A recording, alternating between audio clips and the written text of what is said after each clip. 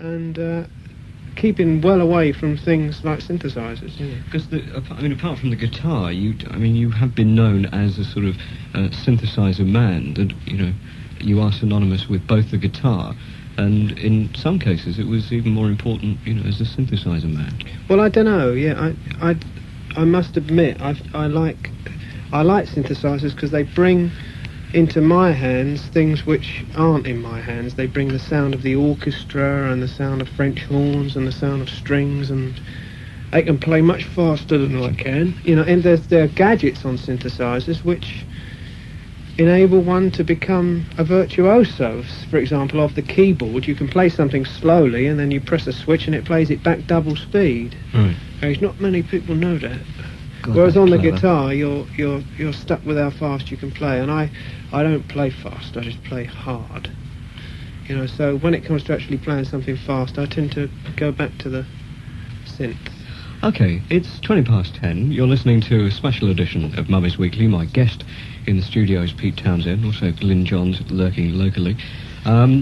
I will be back in just a second with the latest rock and gig news, and then we'll come back with another track, another demo track from Mr. Townshend. Almost 10:30, and after 11, it's Tony Mike with The Late Show. 11:20 and 11:40, it's Beat the Intro and some jolly good music as well. Tony Myers after the news at 11. Anyway, you're listening to Mummy's Weekly on this Monday night. My guest is Pete Townshend.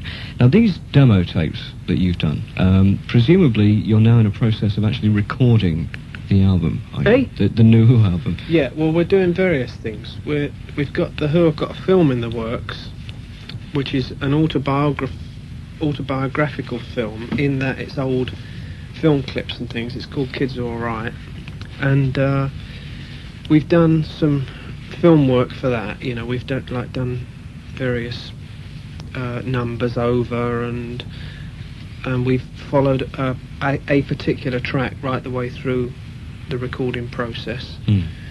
And the work that the Who are doing at the moment really is just piecing together stuff that we feel would make a good album, and we're not really quite sure as yet whether an album is actually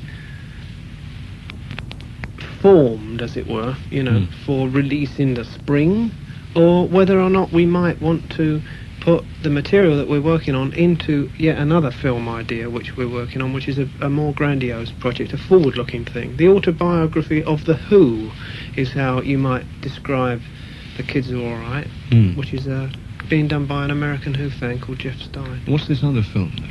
Well, the other film is based on the much lamented Lifehouse, in actual fact, and I felt that after the Tommy film and after all the kerfuffle and God knows what that went on, that it was time that the Who really faced up to the fact that they were probably the only rock band that could make a film, a full-length feature film these days. In terms of actually raising the finance to make a film.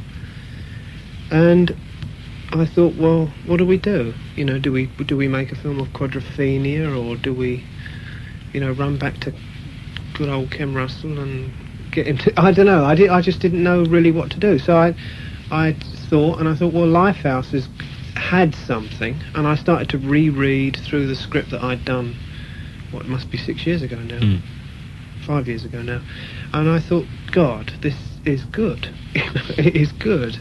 It's not by any means perfect. I could see why it didn't happen at the time, but Lifehouse, as you know, gave birth to what many regard, and I regard, as the Who's best album, which is Who's Next. And the material from that had a thread to it, had a story behind it, and had a lot of blood and guts in it, and the blood and guts really were the Lifehouse story, which is a story about music, about the discovery of music and the importance of music. And that's not going to be out for a long time, right? No, well, we're just starting to sort of work on that now, so that's probably a couple of years off, or a year off. So we're doing lots of things at once. We're trying to put an album together. We're trying to put ideas together for a future film. And at the same time, funnily enough, we're looking back different ways. We're looking back for the Who biography film.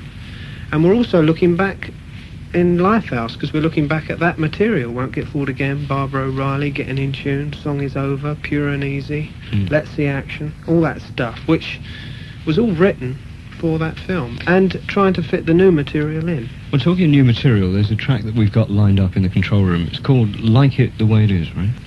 Yeah, this is a song which is, I would say, is a reject. You've blown this one out. Yeah, the Who don't like this, because it's too personal. Play it and see. Okay. 1, 2, 3, 4. La da da da da,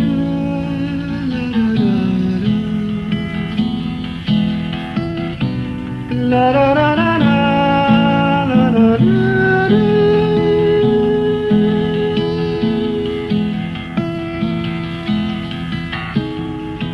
I go halfway round the world, I meet another girl, and when I see her, all I do is think of you.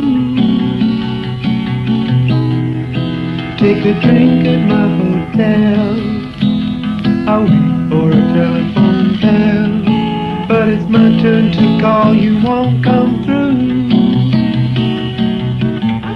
I never wanna hurt you, girl, I try to change my life, I promise this. The only trouble is, I think I like it the way it is. 1, I like it the way it is. I like it the way it is.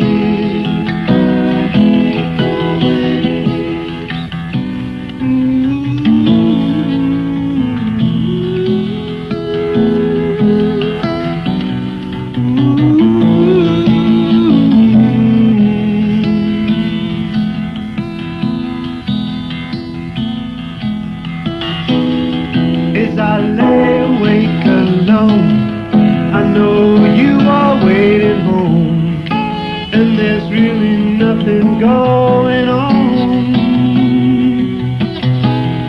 I try to please the local crew, they say they love me too, but I'm really only showing off. I never wanna hurt you again, I try to change my life, I promise this. The only trouble is, I think I like it the way it is. I like it the way it is.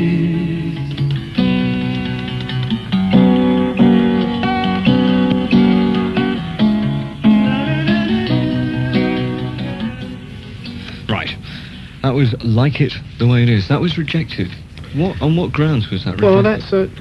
Well, how does I a mean, song the get... bossa nova feel How does isn't a exactly song- up Keith Boone's street. No, it was actually... Listen, nobody ever said, nah, don't like that, rubbish, out.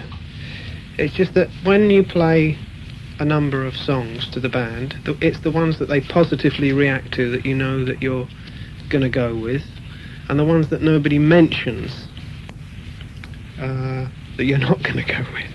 That was one that wasn't mentioned, and yet it's a very, very dear song to me, because funnily enough, it's about a commitment that I made in terms of priorities, you know, my own life, to my family, to my wife, to my kids, to change my life, and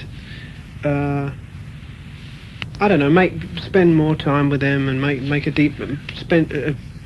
commit a deeper focus, you know. And yet, you know, the thing is that it's tough, because I really do love my life. You know, I like my life on the road with the band, I like the guys in the band, I love rock and roll, and etc., etc.